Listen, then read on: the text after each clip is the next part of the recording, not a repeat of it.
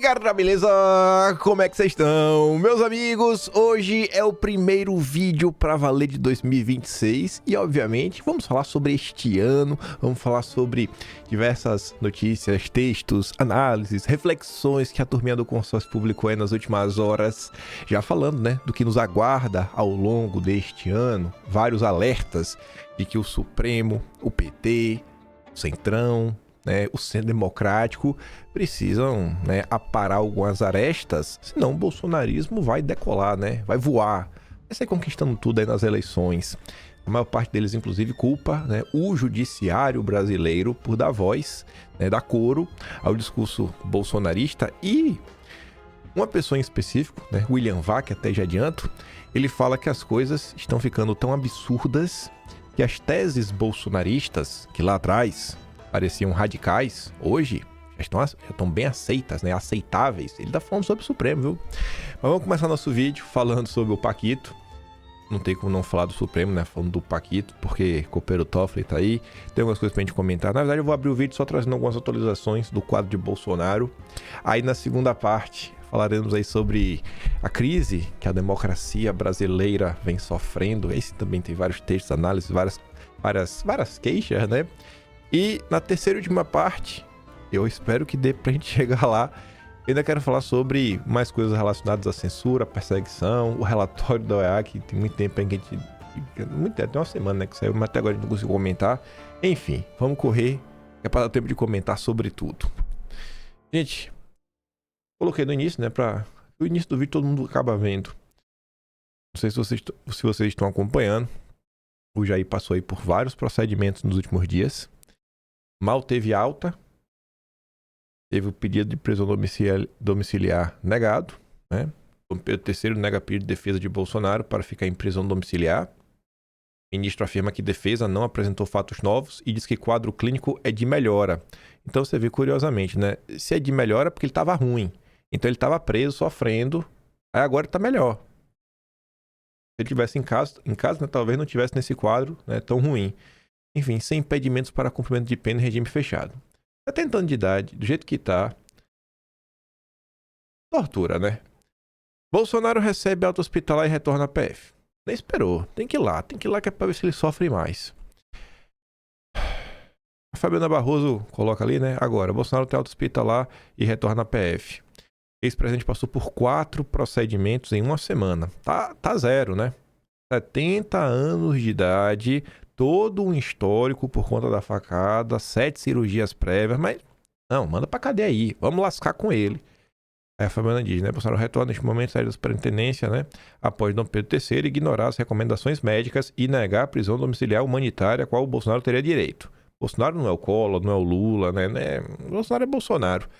E ao lado dele não diz, o inédito caso da pessoa que fez 4 cirurgias em uma única semana, com alta em 24 horas após a última e com seus médicos olhando para o chão enquanto falam. Esse daí é o quadro do Jair, E se você acha que isso aqui é errado, você é golpista, você é extremista, você é contra o Estado Democrático de Direito, você não pode ter voz, você é um radical. O Carlos escreveu aqui um pequeno textinho, falando assim, é preciso dizer com todas as letras, o que está em curso no Brasil não é a aplicação rigorosa da lei, mas um exercício reiterado de abuso de poder concentrado nas mãos de um ministro que ultrapassou há muito tempo qualquer limite aceitável em um Estado de Direito. As decisões tomadas por esse sujeito não apenas violam garantias constitucionais básicas, como expõem deliberadamente Jair Bolsonaro a riscos reais, físicos e humanos. Não se trata de hipótese, de exagero retórico, ou de narrativa. Já vimos o desfecho concreto desse método. Já teve uma vítima fatal. Carlos está falando do Clezão. A morte do Clezão não foi um acidente de uma fatalidade imprevisível. Foi consequência direta de um sistema que normalizou a arbitrariedade, prezou alertas, ignorou a dignidade humana e operou sem freios institucionais. Diante disso, qualquer tentativa de relativizar o que está acontecendo é desonestidade intelectual. A pergunta correta não é se isso pode terminar mal, mas quando e com que custo. Que país restará se mais uma injustiça dessa magnitude resultar em mais uma tragédia? Alguém em sã consciência acredita que haverá pacificação nacional após eventos diários desse porte? Essa pergunta é importante, Vai ter pacificação. Como é que você chega pra alguém e fala assim, não, vamos ficar agora em paz? Depois de tudo que aconteceu, tudo que rolou, todo o sofrimento aí que a direita vem observando dia após dia, fácil, né, pedir pacificação. Não, ficar em paz, gente, vamos esquecer. Vamos deixar pra trás. Foram 7, 8 anos de perseguição abjeta. A gente caçou vocês, impediu vocês de falarem, né? Lesão morreu. Mães de família aí, né, presas por usar um batom numa estátua. Não, vamos agora, vamos ficar em paz agora. Será que é fácil pedir paz? Pacificação diante desse cenário? Será que eles acham que os bolsonaristas são retardados, são idiotas?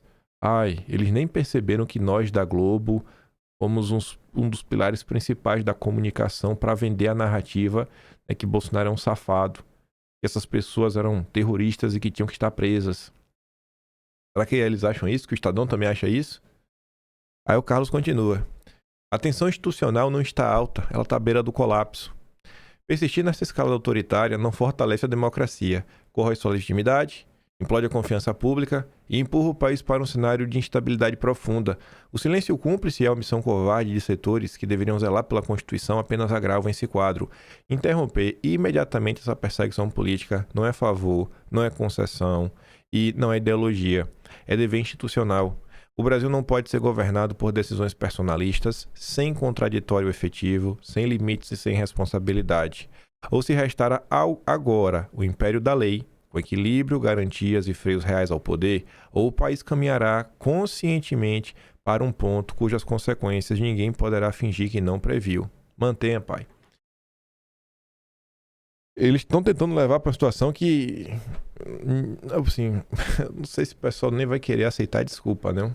Aí depois, esse coro do sem anistia da esquerda, quando virar, né, quando o chicote mudar de mão, eita, aí o povo vai reclamar. Mas vamos lá, vamos falar sobre a turma do Paquito. Paquito e seus amiguinhos. A Tsuki coloca, né? Governo federal caminha pra Globo, assim como o Master também caminha pra Globo. A Globo sempre sai ganhando. Aí são duas notícias. Uma que a gente tinha comentado. Banco ligado ao Master, que é o Will Bank, tem 160 milhões em patrocínio na Globo. Bom demais, né? E Globo recebeu 49% da verba de publicidade de Lula. 462 milhões com anúncios. Pouquinho, né? Pouquinho. Esse é o preço da democracia. Esse é o preço para a democracia ficar de pé. Vocês financiando a Globo. Anunciar, gente. É porque é importante, né? É muito importante anunciar os feitos do governo. Tu consegue ver como isso é um absurdo? Se a gente vivesse num país decente, coisas boas, a gente tinha que pedir pro jornalismo noticiar coisas boas. Esse dinheiro no final do dia é pra quê? É pra falar bem do governo. Mas por óbvio. Quer até as campanhas, o que for importante, é obrigação da própria imprensa comentar. Nós não comentamos, não vai no boca a boca. Dinheiro no final do dia é pra quê? Pra falar bem. Pra falar bem. Por isso que Lula é tão paparicado pela imprensa. O dinheiro pinga na conta. Com o Bolsonaro não foi assim, né? Aí vai. Ainda era dia 31. E o nosso grande Paulo Gonet, né? Como tá aqui a turma da Malu Gaspar, que o Rafael Mares Moura escreve junto com a Malu Gaspar. Ele, a Malu e o Johan. PGR defendeu envio de investigação a Toffoli por cautela. Parecer de Gonet se concentrou em manter validade das provas. Enfim, o Gonet defendeu parecer sigiloso obtido pelo blog. Isso é curioso, né? Como a turma da Malu Gaspar recebeu mais informação sigilosa? Não foi pelo Google, né? É alguém do Ministério Público? Foi o próprio Gonet? Foi alguém da Polícia Federal? Foi alguém do Judiciário? A manutenção das investigações da fraude bilionária no Banco Master nas mãos do Toffoli por cautela. Sem prejuízo de que, mais adiante, se reveja a questão da competência para cuidar do caso em virtude de fatos significativos que venham a ser revelados. O Brasil não chegou onde chegou, vamos repetir de novo, né? Pelas mãos de uma, de duas, de três pessoas. É todo um conjunto que toca a mesma música, como orquestra sinfônica. É o que a gente chama de regime, de sistema, da máquina, enfim, né? Coisas não são aleatórias. O Gonet podia ter batido de frente, não quis. Ele achou que realmente tinha que ficar nas mãos do Toffoli. Aí essa matéria, curiosamente, depois fala o seguinte, né? Tanto Toffoli quanto Gonê já participaram de eventos com patrocínio do Banco Master. Em abril do ano passado, os dois compareceram ao primeiro Fórum Jurídico Brasil Ideias, organizado por empresa bolsonarista. O nome é Grupo Voto. Tenta entender por que esse Grupo Voto é bolsonarista. A única coisa que tu vai achar é que em 2022 esse Grupo Voto teria feito um almoço que chamou Bolsonaro. Mas é empresa bolsonarista, é. A empresa é tão bolsonarista que ela fez um evento e chamou Toffoli e o Gonê. É bolsonarista demais, né? Na verdade não foi só eles dois. Chamou Toffoli, Gonê, Gilmar Mendes e o Dom Pedro III. Essa empresa é super bolsonarista, né? A gente abre na rede social e a gente vê como os bolsonaristas amam o Alexandre de Moraes. É muito bolsonarista, né? É bolsonarista demais, cara, essa empresa. Menos mal relembra, né? E aí você vê, essa empresa é tão bolsonarista que fez um evento com patrocínio do Banco Master e todos esses célebres senhores estavam lá. Você não odeia a imprensa o suficiente. Aí vem a Globo de novo. O caso do Master ganhou algumas novidades, né? Nas últimas horas do dia 31. Nova suspeita de fraude do Banco Master envolve fundos da REAG, alvo da Operação Carbono Oculto, diz blog. Essa manchete aqui tá até leve.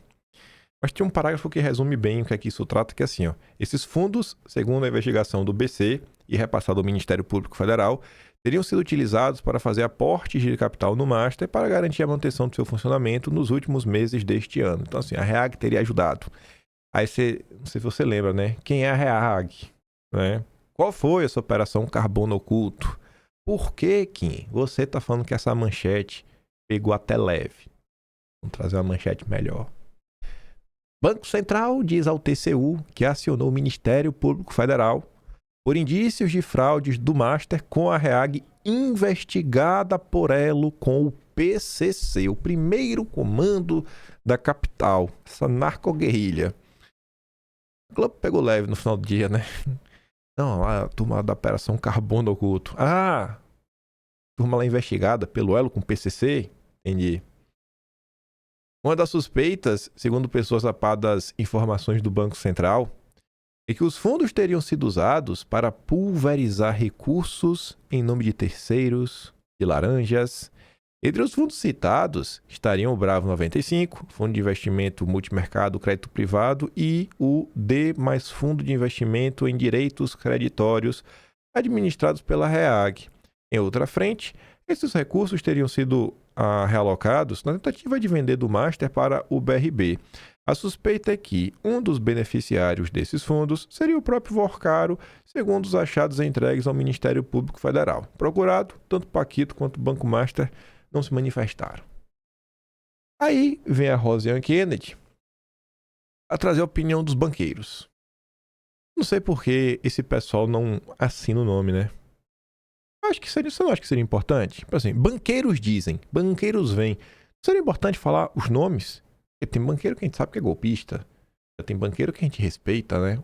Ou o Dedé a gente respeita. O Dedé, família Moreira Salles, família Setúbal, o Trabucão lá do Bradesco, o Marcelo Noronha também do Bradesco, aí tem o Leão do Santander, o Isaac Sidney que representa a Febraban. Essa gente é respeitada. São pessoas democráticas, né? Eles apoiam aí o golpe de Estado que Bolsonaro sofreu em 2022 com o apoio da CIA. Eles são democráticos, né? Esse pessoal. Aí você assim, que banqueiros? Seria interessante colocar o nome. Mas tá ali. Banqueiro fez pescaria de Toffoli para anular a liquidação do Master e afastar Vorcaro da prisão. Também tem muita gente na política, né? Que não é que vem essa possibilidade. Mas acho que eles até torcem, né? Pro Paquito não ser preso. Vai que o Paquito resolve fazer uma delação, né? Aí tá ali, ó. É crescente entre banqueiros o entendimento que Toffoli faz uma pescaria na investigação sobre as irregularidades do Master para tentar identificar alguma brecha que permita anular a liquidação do banco, tá? A desconfiança ganhou força após o magistrado terminar de ofício a cariação sem precedentes entre investigados e diretores do Banco Central. Aí vem cá. O que aconteceu aí contra Bolsonaro, seus aliados, a direita, ao longo dos últimos anos? Você vê vários desses casos meio que nascem lá da questão do cartão, né? Do cartão de vacinação de Bolsonaro. Teria sido fraudado. Aí se faz a busca e apreensão, aí se acha no celular outras coisas e vai achando e vai achando. É curioso ver esse pessoal preocupado com pescaria, né? O pessoal chama de pesca probatória. Eles ficarem preocupados com isso agora é estranho, né? Agora os banqueiros estão preocupados. Agora os banqueiros estão preocupados com decisões de ofício que não tem precedentes. Agora. No passado não, né? Quando é o vale tudo contra a direita, ninguém estava preocupado. Eu não sinto um pingo de pena. Nessa confusão toda, eu só torço pela briga. Eu torço pela briga. Inclusive, não estou sozinho na torcida pela briga. O Cláudio Dantas gravou um vídeo bem curioso, bem interessante, chamando assim a atenção da direita, assim, gente, pelo amor de Deus, vamos acordar. Eu não estou percebendo que às vezes vocês estão comprando a narrativa oficial do regime. Vocês estão basicamente defendendo o mesmo ponto de vista do PT, do Lula. Para mesmo que vale a pena ficar gastando energia para bater só no Banco Master, como se o Banco Central fosse santinho, como se o judiciário também não tivesse mil problemas, como se o governo Lula tivesse problemas, até a imprensa, né? O Dantas falou da Malu Gaspar, pelo amor de Deus, se você for defender a Malu Gaspar, vou dar play aqui e deixar o Dantas ter seus comentários dele. Vocês não conseguem enxergar o game, o jogo, o que está em jogo. Vocês estão alimentando um quarto mandato do Lula. As pessoas, eu acho que a direita está perdendo o fio da meada aqui, nesse caso do Master. Porque o caso do Master é uma grande oportunidade, uma imensa oportunidade, para a direita bater, não é no Master. O Master é só mais um banco médio que se utilizou da política e de estratégias agressivas e no limite ali da legalidade, algumas ilegais, algumas atividades ilegais, algumas no limite da legalidade, atividades que são feitas por outros bancos que não estão sendo investigados. Ontem, anteontem, comentei com o Hugo aqui. A maior parte da carteira do Master é de precatório do antigo Instituto Luau, do IAA. Qual é o banco que mais faz dinheiro com esses créditos? Uau. O BTG. Qual é o banco que mais tem batido, vazado informação, tá trabalhando para tentar destruir o Master? O BTG. O André Esteves foi preso na Lava Jato. O André Esteves já teve o seu momento de Master, quando ele era o banco que tentava entrar no business dos grandes. E aí ele foi lavado, limparam ele, lavaram, deram um banho nele, ele voltou pro jogo, voltou pro game. Tem até um livro aí que escreveram aí, De Volta ao Game, Back to the Game. E hoje ele faz o trabalho sujo do Itaú e dos outros grandes. O Itaú é o principal interessado na reeleição do Lula. E Itaú e BTG, já falei aqui, são todos eles integrados pela BlackRock e eles, ambos, são beneficiados por esse ecossistema criado pelo Lula. Então nós temos aqui um Banco Central aparelhado pelo Lula, nós temos um judiciário aparelhado pelo Lula, nós temos um mercado e uma mídia associada ao Lula. Isso. E a direita está batendo no mesmo alvo. A direita está preocupada em bater no mesmo alvo que o Lula está batendo, que todo o sistema do Lula está batendo. A direita hoje está trabalhando para o Lula. Ontem nós estivemos aqui com o líder, eu até falei com ele, eu falei, por que vocês estão agora passando pano para Globo? Coitada da repórter que agora está sendo atacada por parte da esquerda, porque a esquerda rachou. Mas quando a direita racha, a esquerda cai para cima. Agora a esquerda está rachada e a direita está a ver navios. Vocês são míopes. Vocês não conseguem enxergar o game, o jogo, o que está em jogo. Vocês estão alimentando um quarto mandato do Lula. Não conseguem enxergar isso? Como o Lula sempre beneficiou os grandes bancos e se beneficia dos grandes bancos, do oligopólio. O Lula nunca enfrentou o oligopólio bancário. Sabe quem enfrentou o oligopólio bancário? O Bolsonaro, o Paulo Guedes, o Roberto Campos Neto. Mas até onde eu sei, o Roberto Campos Neto foi aquele que mais trabalhou e mais conseguiu descentralizar esse poder econômico financeiro com as fintechs, que agora estão sendo criminalizadas. Porque agora tudo que é fintech é envolvida com PCC. Tudo que é em fintech é crime organizado. O crime organizado ele vai se utilizar de tudo. Aliás, o esquema do Petrolão mostrou que o crime organizado da política se utilizou dos grandes bancos, de todos os grandes bancos. E nenhum deles tomou atitude, apesar de terem ali centenas de milhões até bilhões sendo lavados em contas de doleiros ou de operadores financeiros. Esses bancos nunca foram punidos. Não só nunca foram punidos, se vocês estudarem sobre a Lava Jato, o primeiro setor de chegar, não, vamos resolver aqui, vamos fazer aqui o que tem que fazer para tudo ficar de boa, é o setor dos bancos. Tem que pagar alguma multa, a gente paga, vamos aqui, vamos resolver, vida que segue. E vida que segue.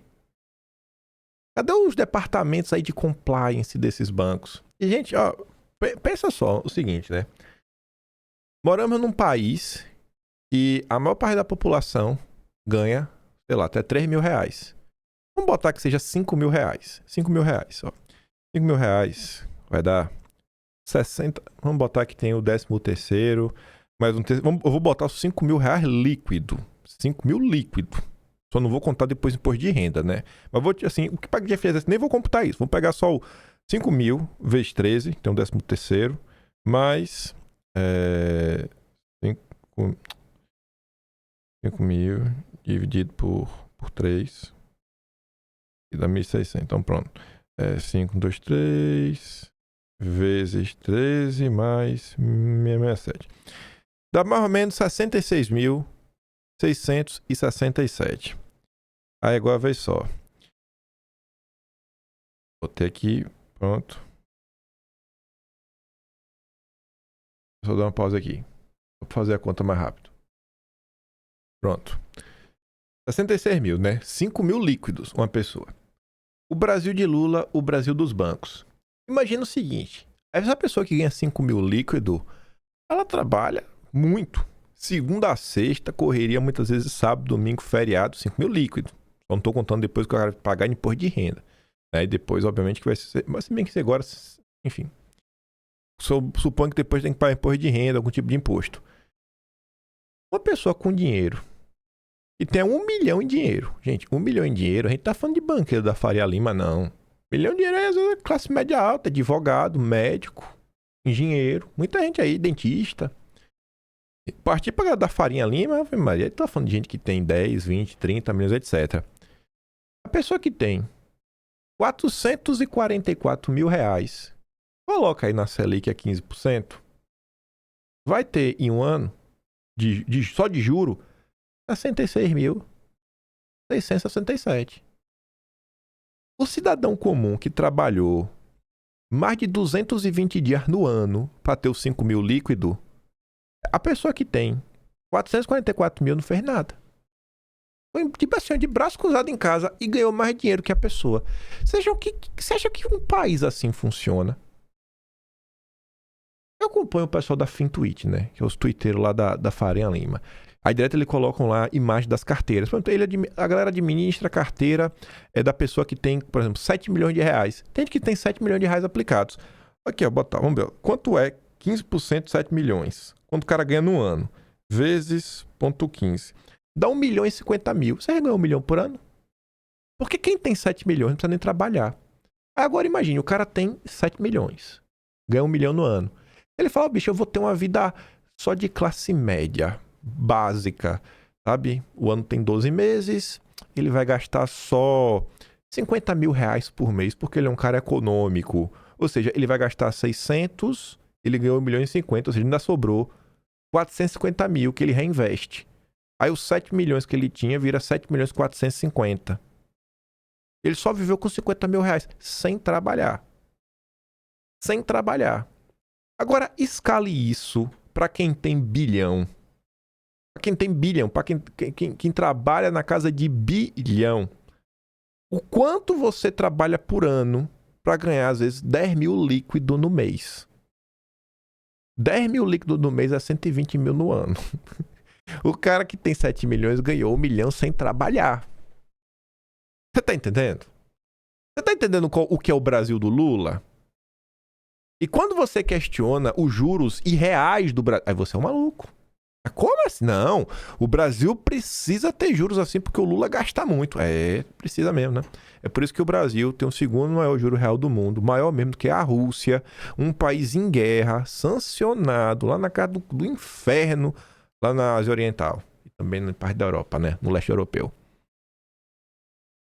Se tem alguém errado nessa história, como falou, eu mesmo não suporto o Roberto Campos Neto, mas nesse ponto que o Claudio falou, desse trabalho de descentralização para você ter outros bancos, cara, isso é real. Até mesmo aquele projeto do FGC que falava, vamos pegar o FGC e vamos subir 250 mil para 1 milhão, isso não é de todo mal, porque tem muita instituição bancária pequena que às vezes quer captar algum dinheiro, assim, para até captar dinheiro para você também poder fazer empréstimo, mil uma coisas, e oferecer taxas melhores para os clientes. Se o FGC é maior, as pessoas se sentem mais confortáveis para comprarem CDBs. Tem gente que vai, né, usar o CDB de maneira errada, talvez seja o caso do Banco Master, né? É o que a imprensa aí vem relatando. Agora, de quem é a obrigação de garantir que a corrente não vai ser usada de forma errada? Também são dos fiscais, né, dos reguladores, do próprio Banco Central. E aí, o que é que está sendo feito aí com esse dinheiro captado? Se você pegar a história do BTG, como o Claudio não falou, eu já conheci algumas pessoas que me contaram. O BTG teve um comportamento lá atrás, em termos de tomada de risco, similar. Fazia muita operação que, às vezes, bancos maiores não queriam fazer. Falar, cara, vamos ver, vamos sentar, vamos olhar. Às vezes, um empresário estava na situação que um banco não queria dar dinheiro. O cara falou, não, vamos tentar costurar aqui um cenário que, se perder, a gente não perde muito, mas se ganhar, a gente vai lavar a jega. Vamos tomar esse risco. E ia fazendo, e foi crescendo, foi crescendo, foi crescendo. Esse é o Brasil do Lula, é o Brasil dos bancos. Os bancos são um dos grandes problemas a serem combatidos neste país. Quem financia toda a classe jurídica é quem? São os bancos. Olha a quantidade de gente que tá falando assim, cara, para que eu vou comprar uma casa? Porque o dinheiro que eu pagaria de uma casa, se eu tenho, eu coloco aplicado, e aí esse dinheiro tá assim, me rendendo mais do que o aluguel. Eu pago 4 mil de aluguel, eu ganho 15. Ainda me sobra 10 por mês. Isso daí aplica uma lógica na sociedade que é o quê? Para que as pessoas vão comprar casas? E você não comprar casa significa que é pedreiro que está deixando de trabalhar, encanador que está deixando de trabalhar, é eletricista que está deixando de trabalhar, é encanador que está deixando de trabalhar, é empreiteira que não está trabalhando, é empresa de reforma, é loja de material de construção que não está vendendo. Com juros altos, são empreendedores que falam assim, cara, para que eu vou montar um comércio? Que eu posso ganhar 15% sem fazer nada e sem risco. Sem o risco de quebrar, sem o risco do meu concorrente tentar vir para cima de mim, tentar me sabotar, sem os fiscaizinhos do governo, né, para vir aqui gerar problema no meu comércio. Não dá, gente. É surreal. E há de você que questione a relação de Lula com os banqueiros. O Banco Central do Galípolo, 15% de Selic. É uma decisão técnica, 100% técnica. Surreal. Mas vamos continuar aqui. A imprensa deu para criticar o judiciário, né? Aqui já é agora 2026 já. E vem sendo assim várias matérias, cada uma num tom mais agressivo, e a melhor de todas foi da Globo. E não foi da Malu Gaspar, não. Isso é um texto na Globo que só pode ser um bolsonarista infiltrado. Deve ter aproveitado a final de ano, tava todo mundo de férias. A gente vai chegar lá. Esse daqui só pela manchete e um parágrafo você entende qual é o tom. Master complica o TOEFL, abafador geral bem trapalhão. Já tá, assim, no título você vê de forma bem clara. Basicamente xingando o TOEFL, né? Colocando um adjetivo pejorativo nele. E aí, o Marcos Augusto Gonçalves termina falando o seguinte, ó, o Brasil não dá sossego, o caso Master vai nos acompanhar por bom tempo. Eu acho que sim, né? A gente vai chegar na eleição falando disso. Serão grandes as apreensões e variadas as tentativas de manobras no ambiente político cada vez mais delinquencial que se alastra pelo Congresso. Esse ambiente de delinquentes, vocês já perceberam que nunca envolve os políticos de direita? Porque no Brasil até o crime tem ideologia. Os crimes do Centrão são os clássicos crimes do colarinho branco. Os crimes da direita é o quê? Golpismo. Atentado ao Estado Democrático, discurso de ódio. São os crimes da direita. Né? É fake news. Normalmente é falar a verdade, né? Enfim, aí diz, né, que esse clima delinquencial se alastra pelo Congresso e outras instituições da democracia. Quais outras? Tá falando do judiciário, é? O Titanic continua em rota de colisão com iceberg, veremos. Então tem que abafar, né, para tentar impedir esse caos. Aí vem o William Vac. A atuação do Supremo no escândalo do Banco Master terá consequências eleitorais. Se não tá claro na manchete que ele tá falando do bolsonarismo, até o final, ele vai deixar isso claro. No subtítulo ele já fala assim, ó. Degradação da imagem do Supremo, ao contrário do que criam alguns de seus integrantes, não é mais uma questão circunscrita a golpistas ou direita extremista. O principal resultado até aqui da operação montada no Supremo para tratar do escândalo do Paquito é acelerar o descrédito da instituição. Um fator que as agências de risco político internacionais já apontam como relevante para a campanha eleitoral do ano que começa. Nesse acentuado processo de desgaste, continua sendo decisiva a contribuição de alguns de seus integrantes, pois é a partir da conduta deles que a instituição está sendo vista como um todo. Obviamente que a instituição não é um indivíduo. Agora, é curioso, assim, não de alguns quantos. Porque fica parecendo que é pouco, né? Fica parecendo que é pouco, né? E aí tem uma atuação que você não reclama. Até do Mendonça. A direita tá reclamando. Mendonça tem uns momentos aí que se passa aí feio, né? Vide agora essa última aí trabalhando pela aprovação do Messias. Pelo amor de Deus. Assim, se o Mendonça já tá sendo alvo de críticas, imagine os outros. E fica parecendo que não. Foi só um ali. O resto da instituição é maravilhosa, né? Ninguém erra. Nada de relevante se obteve, além do que a defesa dos investigados, esclarecimentos públicos por parte do Banco Central já haviam dito. Ele tá falando da criação no final, né? Mas foi devastador nesse episódio específico o espetáculo da pressa, improvisação, caprichos e empenhos pessoais de um ministro transformado em investigador de um setor, né, o financeiro, do qual ele notoriamente pouco entende. Já saiu em defesa dos bancos. Dando ordens remotamente de casa, isto é, de um resort de familiares. O efeito foi de levantar sobre o próprio Supremo uma pergunta que jamais deveria ser cogitada sobre uma Corte Suprema, sobre quais seriam, no fundo, seus objetivos ao se dedicar ao escândalo do Master. Quem também fechou o ano se questionando isso foi o Mário Sabino, lá do Metrópolis. Tem mais de um jornalista no consórcio se perguntando, né, quais são os interesses. É aí que entra a questão político-eleitoral. Quem conseguiria dar um jeito? E de que maneira nisso tudo? Quem, rapaz? Quem é? Deve ser o Tarcísio. Deve ser o do Zema, né? O Ratinho Júnior. Né? Que deve dar um jeito. O Caiado. O Caiado vai dar um jeito aí. O Boulos. Vamos eleger o Boulos pra ele dar um jeito nisso. O Lula também, né? Acho que a resposta é muito óbvia, né? Acho que só o bolsonarismo vem se colocando como a grande força contra o que está isso daí. Sem querer fazer concessões. E a maneira passa pela maioria no Senado, né? Assuntos tratados por cortes supremas, aborto, por exemplo, sempre fizeram parte de embates políticos partidários. Mas o que está em disputa agora é o próprio papel e atuação do Supremo. A degradação da imagem do Supremo, ao contrário do que criam alguns de seus integrantes, não é mais uma questão circunscrita a golpistas ou direita extremista. É um fenômeno de grande magnitude e sedimentado muito além das camadas de elites econômicas, tornou-se um fator relevante na composição do descrédito geral e já bem antigo em relação a instituições como o judiciário. É evidente que esse fator contribui diretamente para bandeiras políticas da oposição ao atual governo, tradução, para os bolsonaristas, cuja existência é diretamente associada ao Supremo. Qualquer marqueteiro político reconhece que nesse ambiente a bandeira da defesa da democracia tem menos força do que suspeitas de grandes interesses pautando o comportamento de integrantes do Supremo.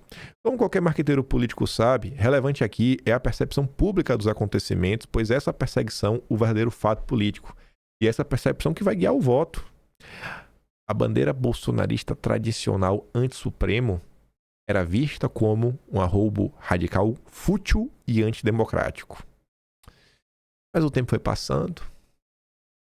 O vocabulário político alemão, que alguns ministros conhecem bem, ele está falando do Gilmar Mendes, que adora os alemães, define o perigo do que está acontecendo. A postura bolsonarista virou Salonsfähig, nem como é que se fala isso. Ou seja, tornou-se plenamente aceitável. É mesmo, é? A postura dos bolsonaristas tornou-se aceitável? Rapaz, que coisa, viu? Que coisa. Esse foi o texto mais ácido contra todo o Supremo aí, acho que nas últimas 2 semanas. Eu acho que se aproveitaram aí das férias, ano novo. Família Marinho, dona da Globo, devia, sei lá, tá curtindo a vida doidada. O chefe de redação devia, já tá louco de cachaça. E aí veio ali o Idelber Avelar para falar. O juiz, a jornalista e o servo. Já quero adiantar que eu discordo desse texto. Acho um texto golpista. Eu acho que ele inclusive devia ser preso. É assim que se trata no Brasil, né? Quem é golpista, quem discorda do judiciário. Aí ele veio falar assim, ó. O juiz e a jornalista são as mesmas pessoas que sempre foram. Ele é da linha capanga. Linhagem capanga. Pra mim aqui já tava preso, né? Falar que o Dom Pedro III é da linhagem capanga, isso aqui, gente, é um ataque ao Estado Democrático de Direito. Prometendo, com enxada, erradicar do continente uma planta que a humanidade usa há 5.000 anos.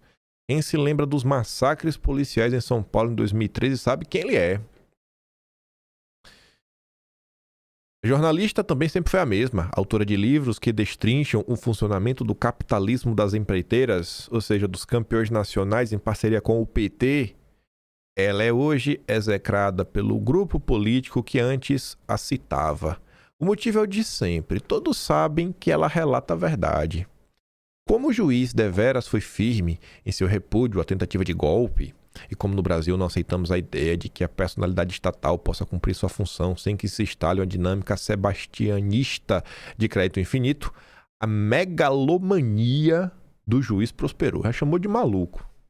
Eu já tinha aprendido aqui na solitária. O setor progressista da sociedade se ajoelhou em frente ao juiz. Aos poucos que apontavam seu caráter autoritário, havia a resposta. Você está fazendo o jogo da direita? Você quer um golpe de Estado? Você é fascista, é? E o Bolsonaro, hein?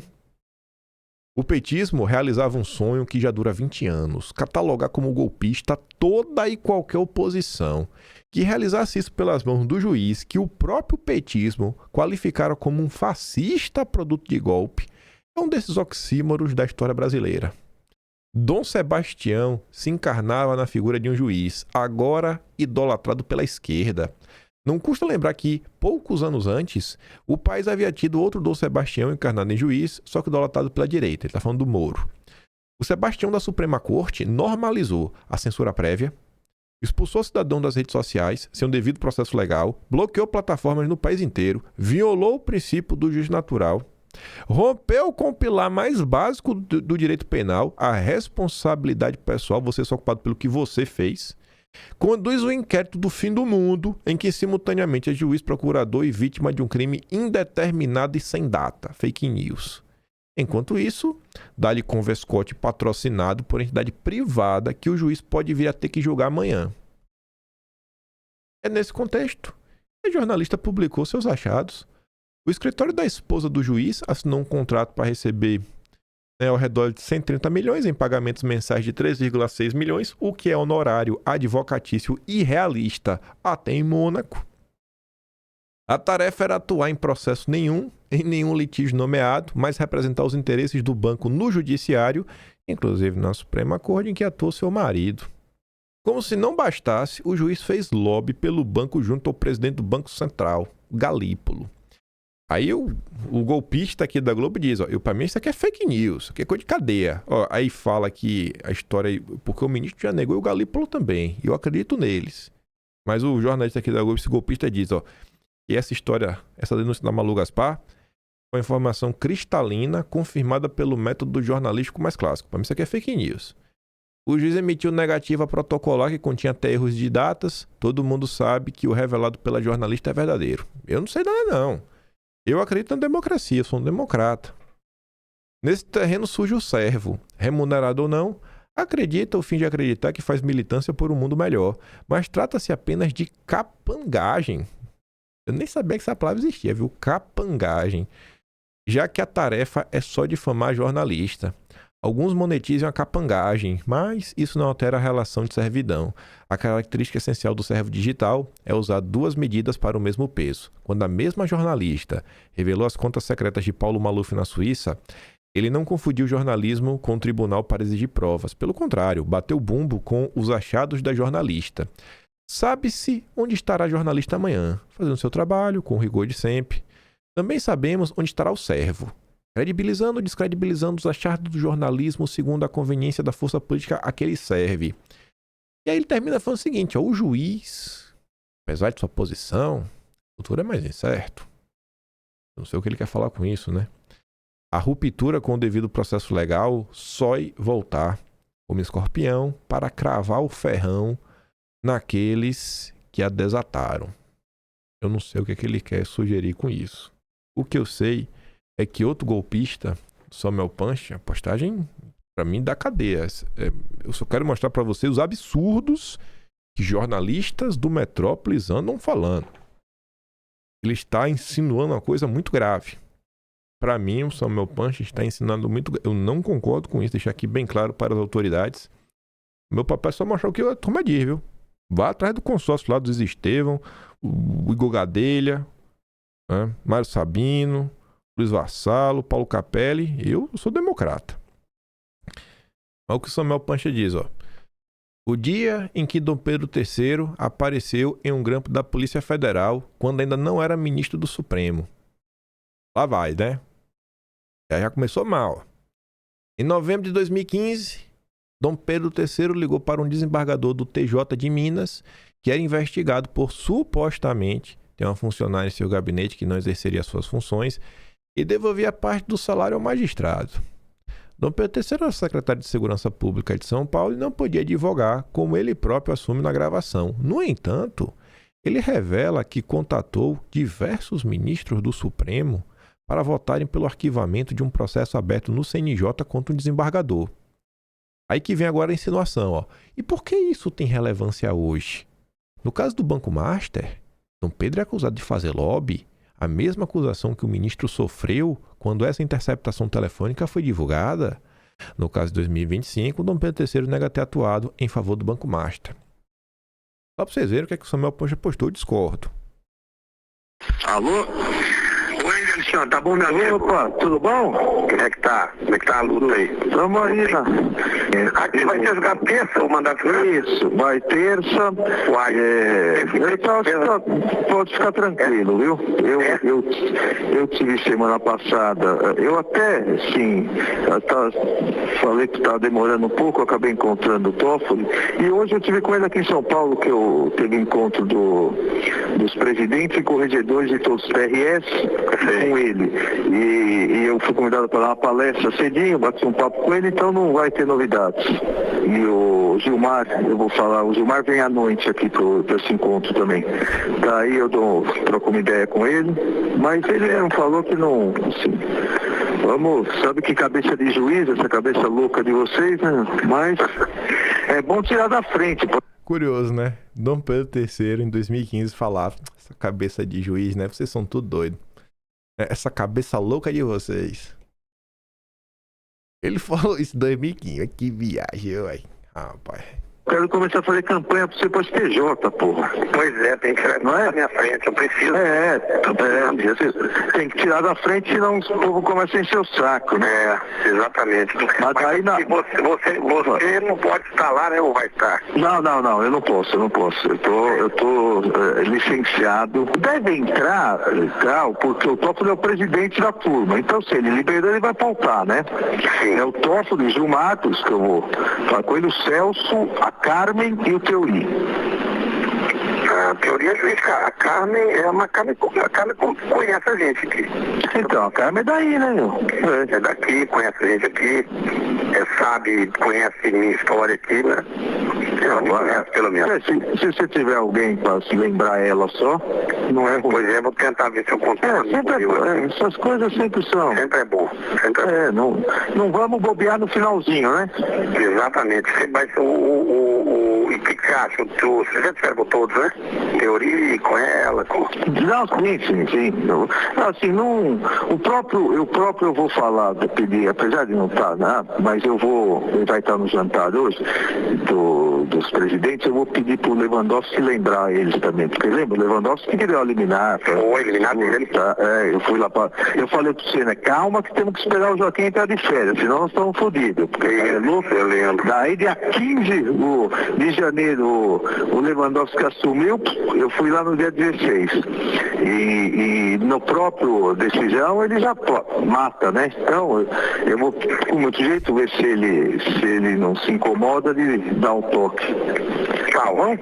Ok, aí vamos falando. Aí vamos falando. Vamos torcer, mas vamos colocar assim, tá no bom caminho, né? Sim, puta, não, eu acho que finalmente vai tirar essa porcaria aí do seu caminho, essa injeção de saco, porque é uma injeção de saco. Não. Tá bom? Tá bom, meu caro. Vamos falando, um abração, viu? Aguardo as notícias, um abraço. Tá bom, tá. Tchau.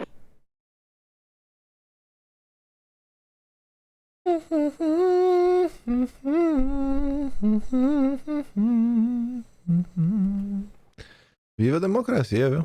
Eu adoro democracia.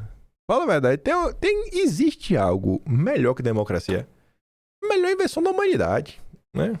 Tá doido. Até Deus ama a democracia. Deus não criou. Deus deve olhar assim e falar, que inveja, viu? Os seres humanos criaram democracia. Não é qualquer democracia. A democracia brasileira, a democracinha. Imagina, Deus deve estar lá do céu olhando e falar, rapaz, velho, com todos os poderes que eu tive, eu não consegui criar democracia, velho. Como os brasileiros criaram. Chupa, né? Ai de você que acha ruim, viu? Você é o radical bolsonarista. Aí eu sei que o ano virou.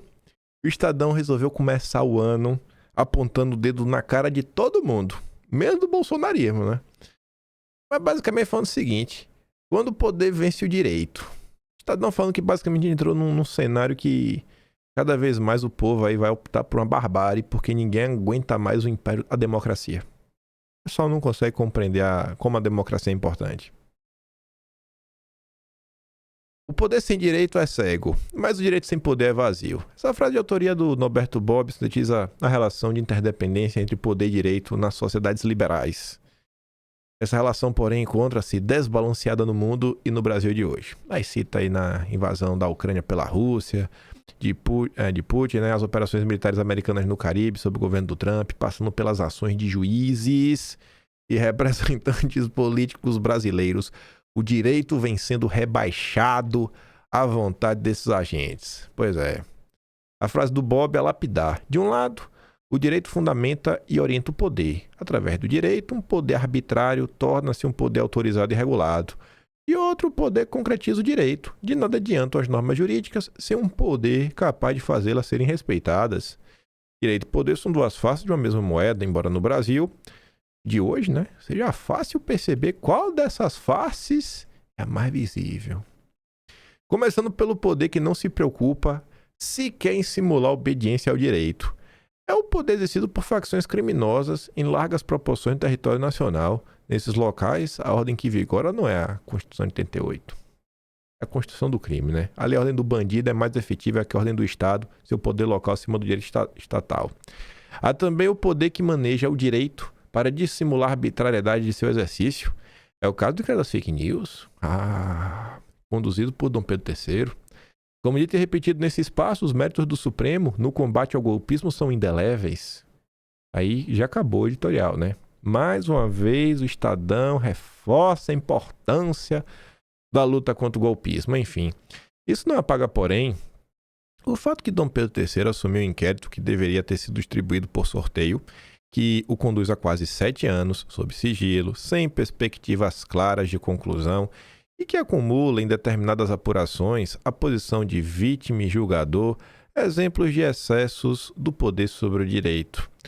Outro caso é o da recente decisão do ministro Gilmar Mendes sobre impeachment. O decano do tribunal acordou um processo dormente para invalidar sozinho disposições consolidadas de uma lei que permitia a todo cidadão denunciar ministro do Supremo por crime de responsabilidade.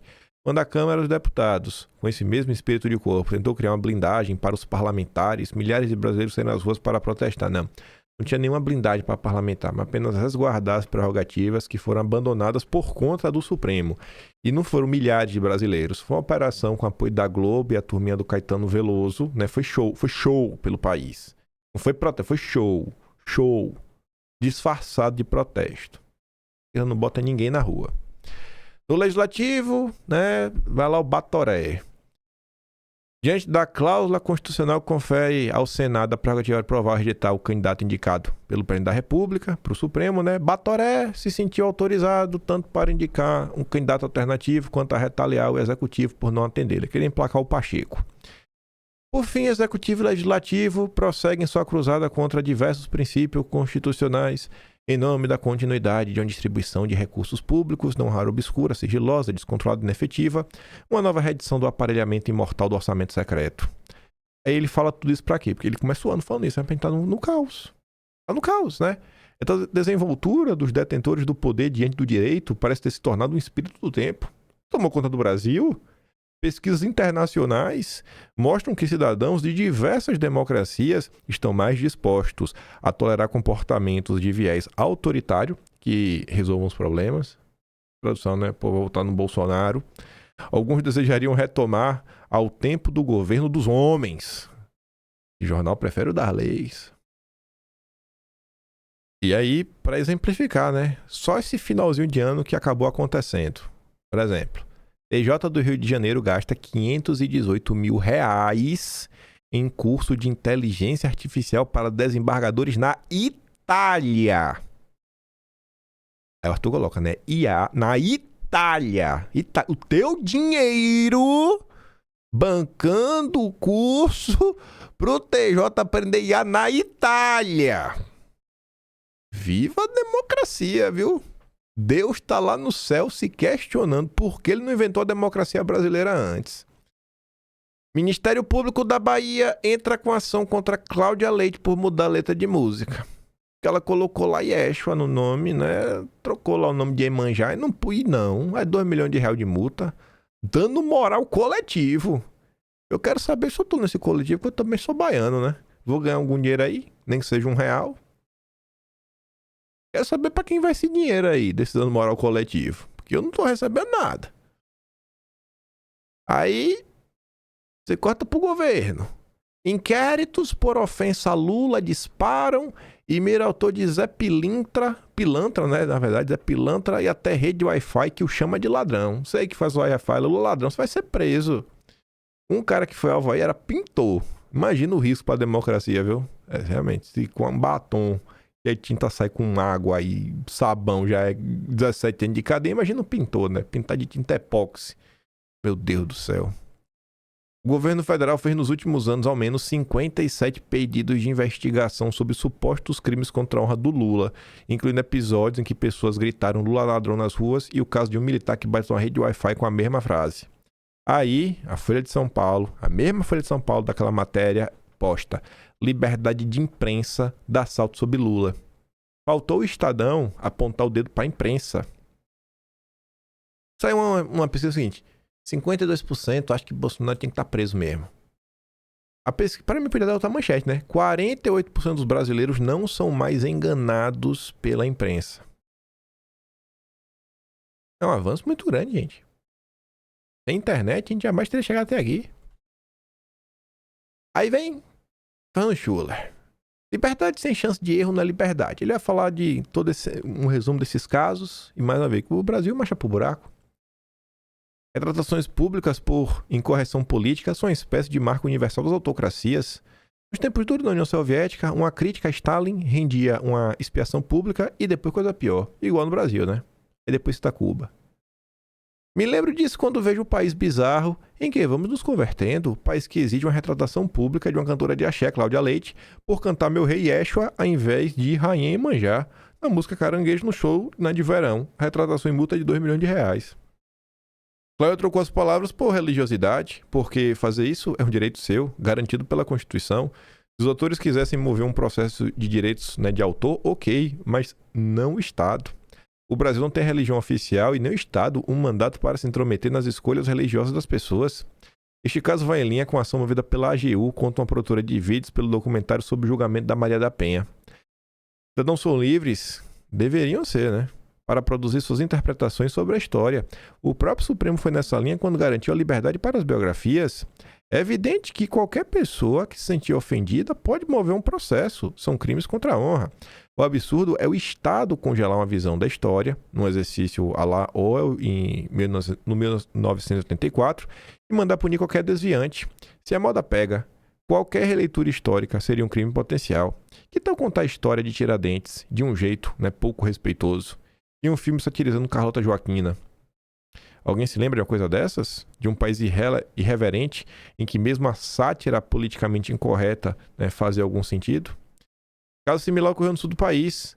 A Universidade de Caxias, uma universidade privada, fez um memorial com o acervo do ex-presidente Geisel. Não era proselitismo político, mas uma exposição histórica na biblioteca. Só meio questão de factual. Adivinha? Ação do Ministério Público para proibir, multa de R$1 milhão e obrigação de colocar no lugar uma amostra sobre as vítimas da ditadura. Muita gente acha ótimo essas coisas. O PT, o Estadão, a Globo, o Supremo, Lula, né, o Centrão. Como gosto de história, me lembrei da França de Luís XIV, depois de Fontainebleau. O catolicismo oficial, que os reformados e outros errados celebrando seu culto às escondidas. Quem sabe seja o nosso destino, cantar o caranguejo baixinho do jeito que se deseja à luz de velas, né? Pra ninguém notar. Ele diz na parte dele, né? Ele quer a distância desse destino. Não quer abrir mão de liberdade. E a gente possa refletir sobre isso, né? Nesses 26, em 2026. Aí você corta pro judiciário. 2026. Fugas e dosimetria impedem virada de página do Supremo sobre o trama golpista. A porta-voz dele na CNN, Luísa Martins, fala, olha gente, o Supremo quer virar página, mas a culpa é dos golpistas. Os golpistas não deixam os nossos amados ministros em paz, né? Tá ali, né? Prevêem que,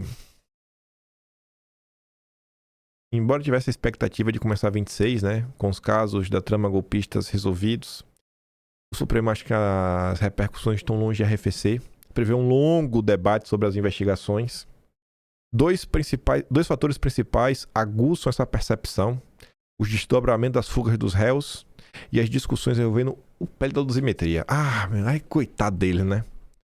Um terceiro ponto seria a denúncia oferecida pela PGR contra o blogueiro Paulo Figueiredo. Blogueiro. Como ele mora nos Estados Unidos, o procedimento para sua notificação é mais demorado, porque tem que ter cooperação jurídica internacional. Mas quer julgar o Paulo Figueiredo no primeiro semestre. O Supremo também acompanha os próximos passos do pé da dosimetria. Lula já anunciou que vai vetar, mas o Legislativo pode derrubar o veto, né?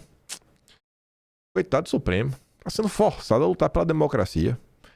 Se isso ocorrer, a norma for efetivada, a redução das penas deverá ser aplicada retroativamente a todos os réus. A Corte aguarda uma enxurrada de pedidos das defesas, tanto os condenados, né, quanto os pelo de janeiro como trama golpista.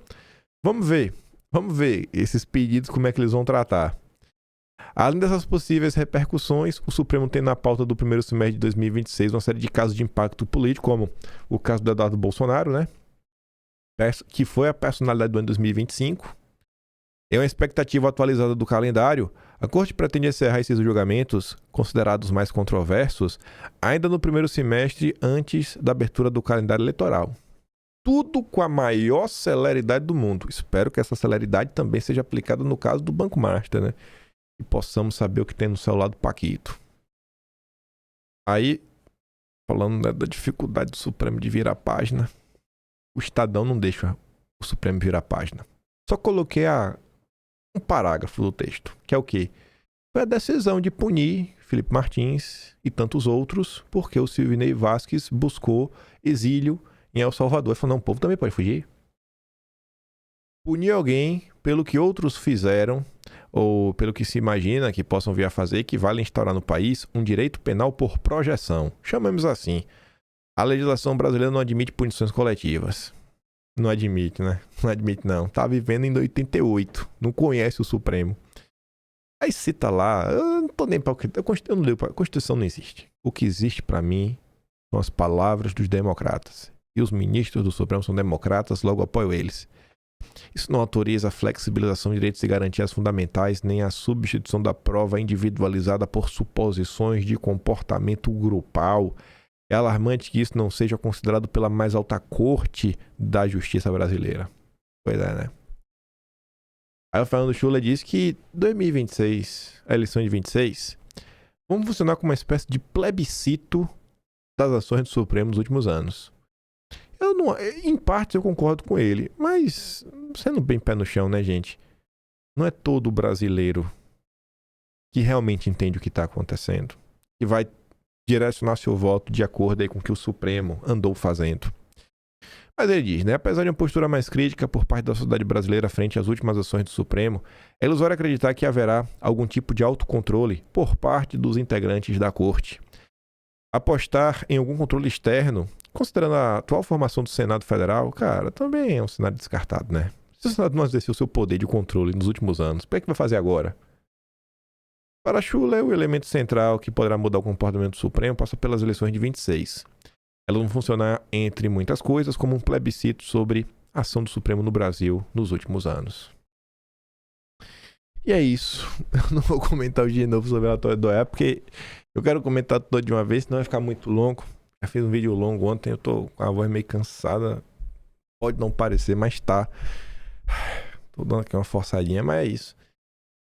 O Brasil maravilhoso. A gente já começa... É que a gente nem começou a 26, né? Na verdade, que a gente nem saiu de 2019. 2020, coloque quando você quiser aí a data dessa perseguição implacável. O que eu sei é que eu te peço para votar em mim no iBest. Se você não votou, me ajude a garantir o tricampeonato. Eu ficarei muito feliz mesmo, ganhar, viu? Tenho certeza disso. Poder falar alguém foi 3 vezes o iBest. Deixe minha mãe feliz. Minha mãe vai ficar feliz também, né? Meu pai também. Vários de vocês que me tratam como sobrinho do Zap, né? O neto do Zap, minhas avós aí amadas. Eu sou, você olha pra mim, não sou um cara. Se eu não falar quantos anos eu tenho, você adivinha? Falar que eu tenho 20. 20 eu acho que eu tô forçando a barra, né? Mas uns 20, 23, 25, assim, eu tô conservado, velho. Não tô ruim, não.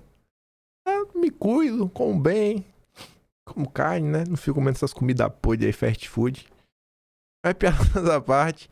Igual do meu trabalhinho, quiser dar um pouco mais, passa no nome do canal. Tem um Tony Valeu, tem um Patreon, tem um Atlas brasileiro. O único e melhor registro, né? É o único, obviamente, que é o melhor da história política brasileira. Todos os absurdos contra a direita estão lá. À espera, talvez, de você, que não se descobriu ainda, mas pode ser um roteirista, pode ser um produtor, alguém que vai fazer um documentário com toda a perseguição que a turma do 8 de janeiro e Bolsonaro enfrentou. Pegando lá todas as críticas que saíram na própria imprensa, tá tudo já organizado mês a mês. É só botar em sequência lá e contar a história. Vai aparecer esse produtor. Acho que seria um bom filme, viu, pra lançar em 2026. Muita coisa ali pra você comentar, né? Já que tá falando aí que vai ser um plebiscito, né? As ações do Supremo vão servir de plebiscito para as eleições. E aí, vocês estão a favor ou contra? E além disso, outro caminho aí que eu acho que é bem fácil também, deixando de sugestão, você pegar mês a mês as gafes do Lula. Só pegar as gafes e colocar em sequência, eu acho que já dá-se um prato cheio pra Lulinha ficar maluco. Só relembrando o povão que o Lulinha falou, né? E que falaram que era gafes. Fica aquele grande beijo e abraço. Vejo vocês amanhã. Tamo juntos. Valeu, meus amigos. Fui!